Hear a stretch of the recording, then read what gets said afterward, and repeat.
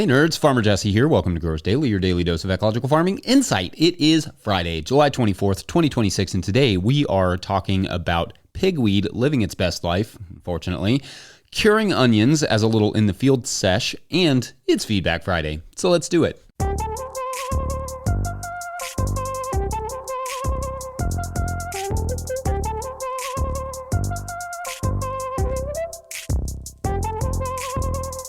All right, happy Friday, everyone. I hope your weeks have gone well so far, and if not, TGIF and all that good stuff. Things are going well here, I guess, feeling vaguely caught up. Yesterday, I got some bed flipping done in the tunnel, sowing some fall beets and radishes there, and undersowing the cherry tomatoes with some crimson clover. That crimson clover thing under the cherry tomatoes is not something I normally do. Normally, I just flip those beds in November to something else like lettuce, but it's something I've been wanting to do because I don't have a plan to go super hard at the winter. That's the first thing. And instead, I'd rather work on the soil fertility in that tunnel. Not that it's bad. In fact, it's been pretty good overall, but I'd just like to keep it that way. It's like with money. I've learned that when things are going the best financially is when you should probably be the most conservative and thoughtful with your spending. The assumption I'm making here is that perhaps soil fertility is the same way. While things are going well with the soil, why push it? Give it a little treat, a little thank you, like some clover. That's a good thank you. How are things looking in your neck of the woods? Let us know, or better yet, you know what? You can show us by uploading a 20-second farm video clip to Dropbox or Drive and sharing that with Farmer Mike at no-tillgrowers.com. Love seeing that and would love to see how those gardens have fared this season. Also, if you are a longtime listener of the show or a new one, there is a link in the show notes for a survey we'd love you to take, or head over to patreon.com/no-tillgrowers and leave a comment on the how to improve our show thread. You don't have to be a Patreon member. We value your opinion, so please take a sec and click on one of those links and fill it out. You rock. Anyway, it is Friday, which means Feedback Friday, where we explore what you all were saying about this week's topics. On Monday, we talked farmer health, stretching and exercise routines, gardening for the long haul, and farmer loneliness. The last one of our 4 little compilation episodes while I was away. At Tree McG, that's fun to say, wrote, quote, just started getting into yoga because I need stretching more than I need a workout. Been trying to do some stretching as soon as I wake up. Thanks for the tip on where to find some good yoga videos. Going to check her videos out, end quote. And yeah, that's the thing. Like, yoga can obviously make you fit, if you do it enough, but in general, it will just make you feel good. It'll make you feel better, give you a bit more stamina and strength, and just like some emotional reprieve. The feel good part is really important to me. As I often say, people think working out is about how it makes you look, but how you feel is so much more immediate and long lasting and easier to maintain. If more people got into working out as a way to simply feel better and not, for instance, change their appearance, I think more people would do it for longer. And as a bonus, you may get a little stronger and leaner, but you will feel amazing. At Shano212 wrote, quote, somewhat unrelated, my kiddo loves the intro music and much of the background music segments and started dancing to it. So that's about 15 seconds of my fitness routine for the weekdays. P.S. I work in fire/EMS. I can assure you that is another field that, while active, it still requires external exercise to stay fit, end quote. Indeed, exercise to me doesn't take energy from farming or whatever physical work you do. It adds the energy and strength to be able to do it. It feels counterintuitive to think that you're going to work out before you go a hard physical job, but that's how it works. It works great. On Tuesday, we talked about where I've been, why there are no perfect tools, and my first impressions of burlap. At Stephen Abel wrote, quote, Colorado viewer here, glad you enjoyed the visit. Would love to have your thoughts at some point on how to deal with rabbits in the garden. They are a major pest in trying to grow anything. LOL, backyard gardener, suburban environment, northwest of Denver, best wishes, end quote. And I can only imagine. I mean, we saw no fewer than 1 billion bunnies while we were there, and they, could have just not been less scared of us. They were truly, one would just lay on the ground about 5 feet from you and just be like, I'm just going to sit here. That's what I'm going to do. They were absolutely everywhere. So yeah, you would have to fence the garden really well to keep them out. That's about the only option that isn't a herd of dogs or Elmer Fuds. Chicken wire tucked a few inches into the soil itself all around the garden will be your best bet on a small scale. On a large scale, protect the sensitive stuff like, baby beet greens, baby carrots, all those things with some insect netting. Fence what you can, obviously. Bring in habitat and landing spots for things like hawks and other predators.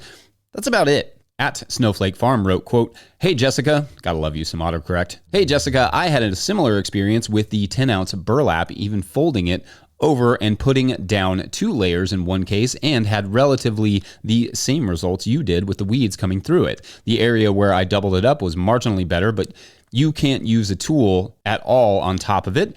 You have to get on the ground and pull the weeds by hand. Also, as you said, it does work pretty well for germinating the carrots. I'll send Mike some videos on my experiments in the next few days.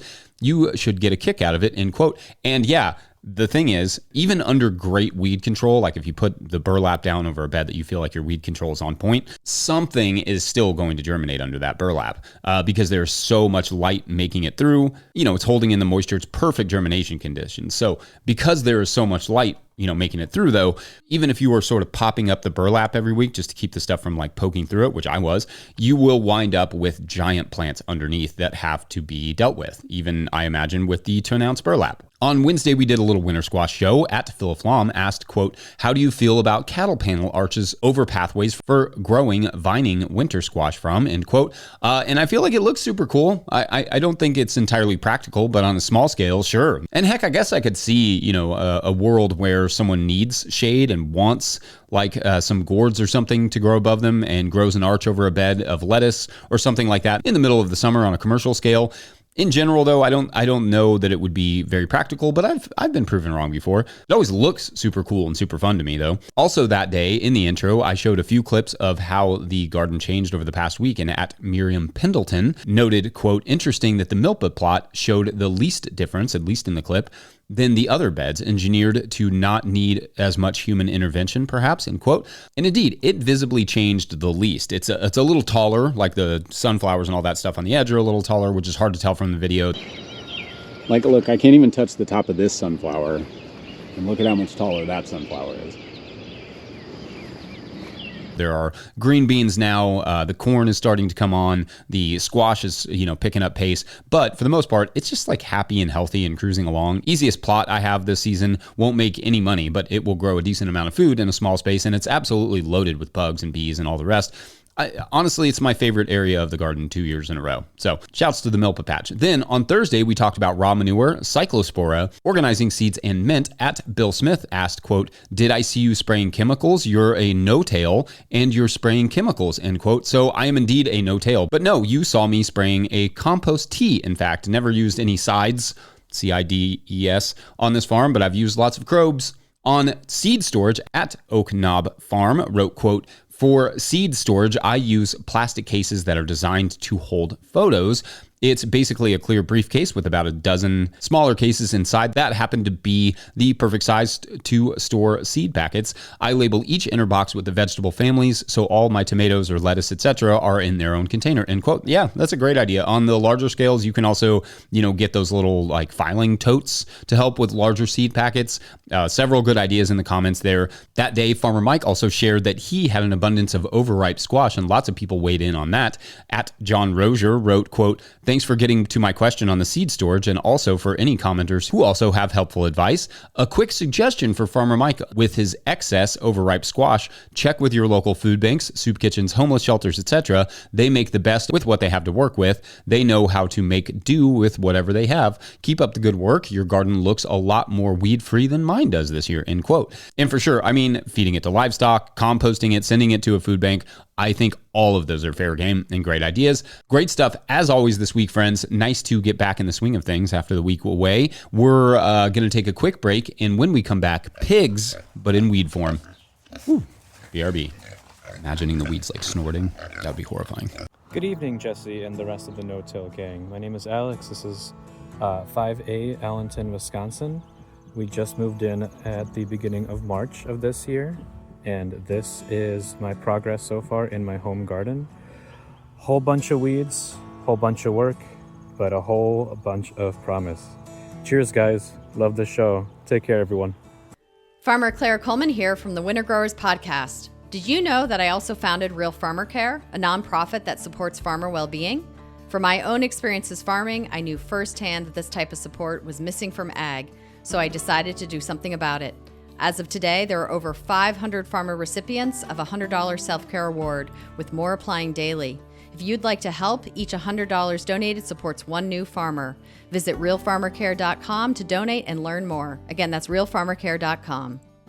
Hey, if you have a question that you'd like me to address here on the show, you can do that. Sign up for one of our Patreon tiers, go to the latest show thread, and put that question in there. That's it. Just because of time, I cannot get to even an nth of the number of questions we get on other platforms. So patreon.com/no-till-growers is the way to get them to me and get them answered. Now, today's Patreon question comes to us from Patreon member Brian at Snowflake Farm, who also was one of our commenters today, who writes, quote, "Hi, Jesse. I'd love to get your take on my weed problem. I have a terrible explosion of pigweed and stuff's coming up like a carpet. It's especially bad in my sorghum patch and I've made several attempts to cultivate it, but it's so bad I'm considering cutting my losses by letting it grow until the pigweed looks like it's starting to flower, then terminate the whole patch and tarp it for a few weeks.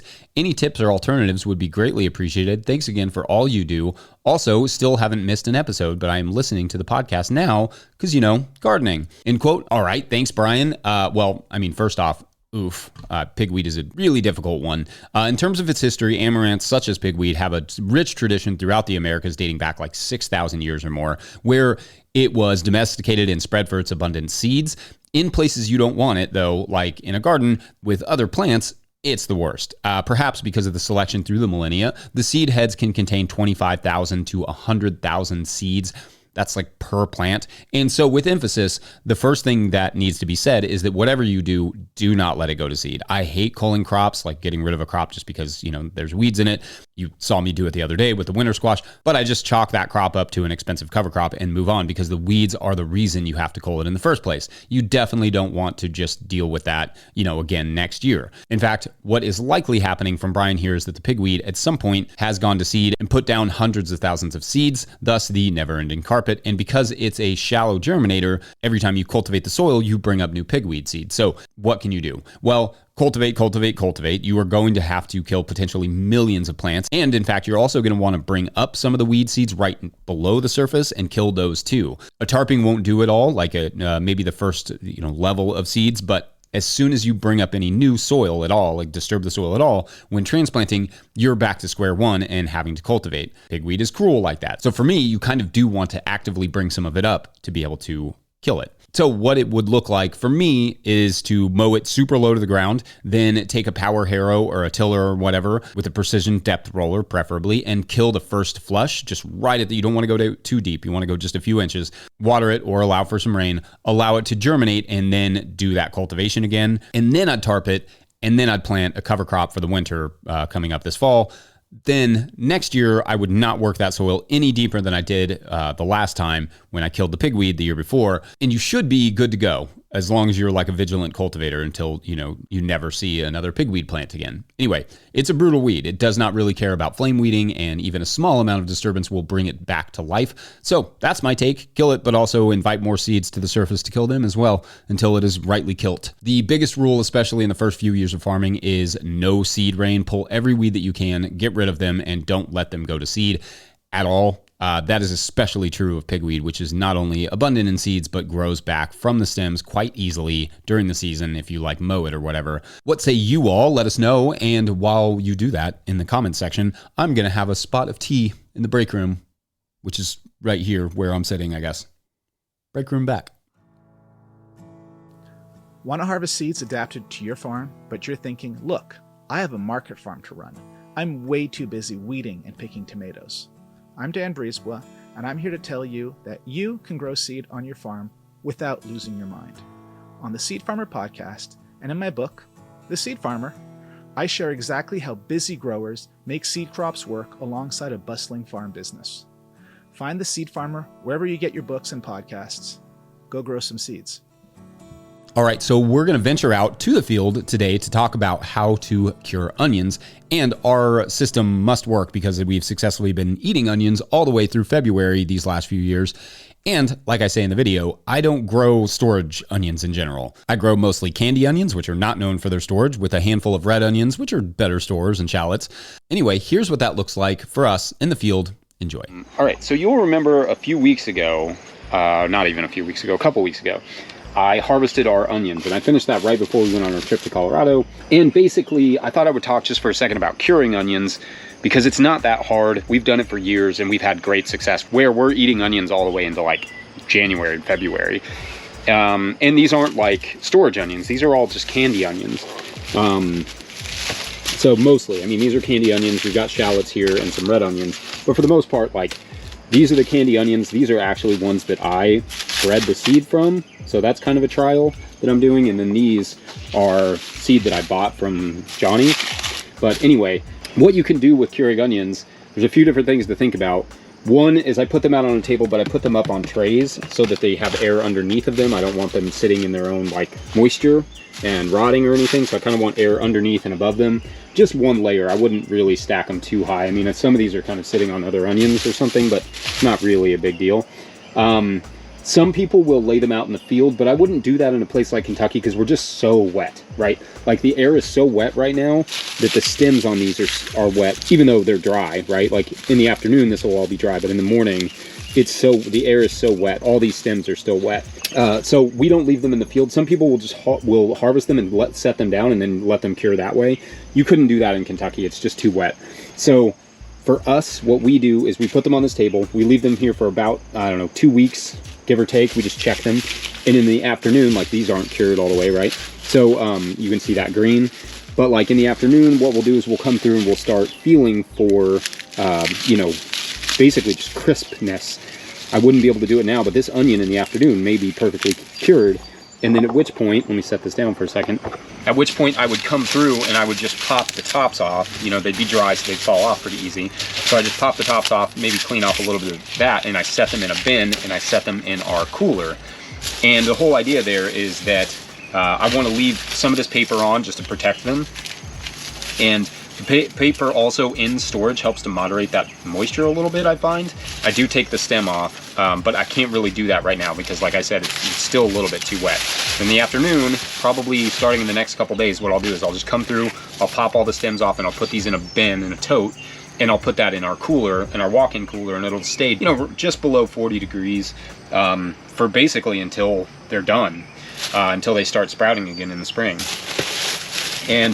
And that's really it. There's not a whole lot to it. I will stir these around just to make sure some of these ones that are greener, like on the bottom, get the dryness that they need. And then I'll check for rot. Obviously, as I'm going through and I find ones that are like this, that are squishy, I won't put those in the bin. Like I may eat this, I may cut it and peel all the rot out the outer layer, because the inside will still be good. But I won't put that in a storage bin because that's, one bad apple, one bad onion. It's all the same thing. So anyway, I gotta get to work. You all let me know what questions you have about curing or any other interesting facts about onions. Although I didn't give you any interesting facts, so you don't owe me any. But if you want to give me one, that's cool. All right, bye.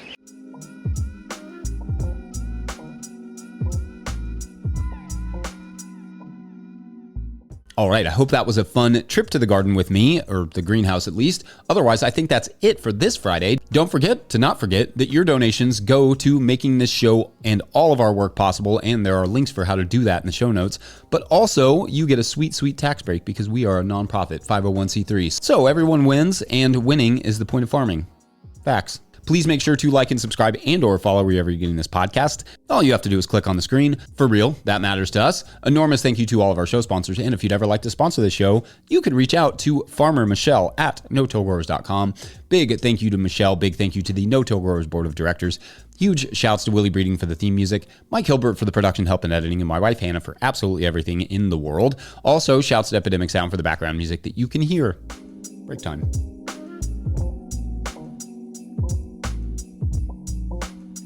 Pick up a hat or a copy of my book, The Living Soul Handbook, at no-tillgrowers.com to support this work.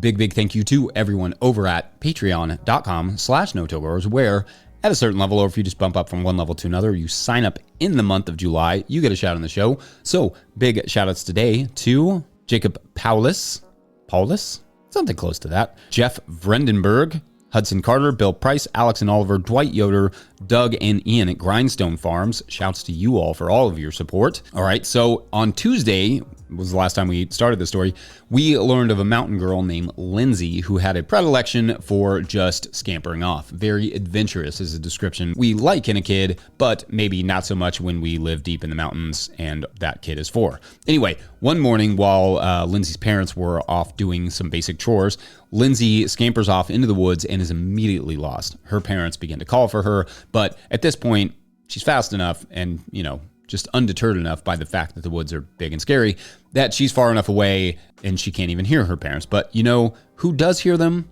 the hundreds and hundreds of bunnies in the area. So altogether, they join up, gather like a moving bed underneath of Lindsay, and take her back to her house. Lindsay learns a valuable lesson that day. If she escapes into the woods, a bunny bed awaits her. Her parents, notably, hate this lesson. Thanks for listening and or watching. We will see you Monday. Have a great weekend. Bye.